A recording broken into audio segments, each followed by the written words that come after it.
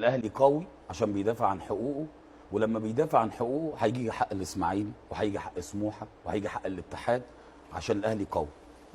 وهنا مش بقولها اللي انا منظره او فرد دراعات باللغه العاميه، انا مش بقولها عشان كده خالص، انا بقولها عشان الاهلي الوحيد اللي قادر زي ما بيغير لوائح والكل يمشي عليها من سنين السنين، اللوائح الداخليه بتاعت اللعيبه والكلام ده كله، والانديه ابتدت تمشي عليها من ايام ما وانا بلعب اوكي الى دلوقتي لما النادي الاهلي تاني وجوده وكلامه بيدافع عن حقوقه.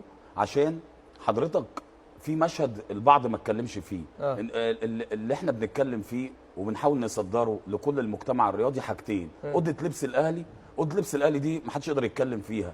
لو جبت اضعف الضعفين، انت بتدخل النادي راح تتمرن، اقعد اتكلم اناقش جعفر جنبي زميلي اقول له انت بتاخد كام؟ طب طلعوا لك ال 25% ولا لا؟ هنهزر؟ مش لازم تسال، الاعلام قال لك يقول فبقيت زي تتعامل ما على يقول. اساس اللي سمعته. تمام، انا بتكلم على المشهد الحقيقي، اسمعوا مني. انت سالتني السؤال، انا الخصه لك في نقط معينه.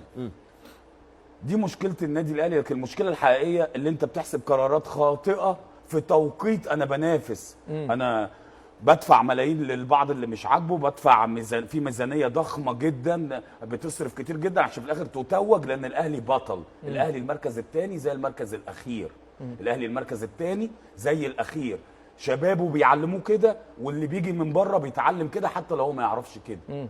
فبالتبعيه لما يحصل خطأ يأثر على بطوله في وقت في توقيته حساس، مع المفروض حد جايبه من بره، الاخطاء تقل. على سبيل المثال تسمحوا لي اقف اشرح لكم حاجه؟ يلا اتفضل.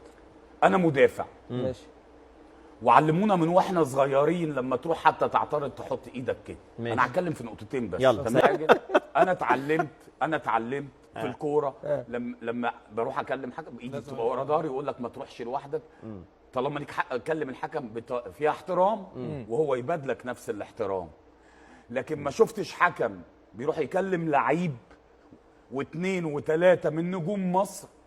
والنادي الاهلي بيربي نجوم، اللي هو يبقى لاعب منتخب، واللاعب اللي يبقى كويس ويلعب منتخب الاهلي بيحاول يجيبه عشان ده لاعب منتخب مصر. وانا اروح كحكم اتعامل معاه بالشكل ده واقول كلام ما يصحش يتقال.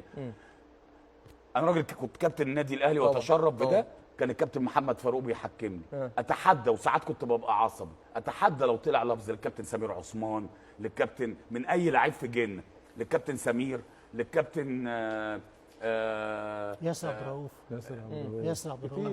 عبد الرؤوف، كابتن محمد فاروق، كل عمرنا ما حصل كده، في احترام متبادل للقرار، وحتى لو بعترض يبقى فيه. تمام.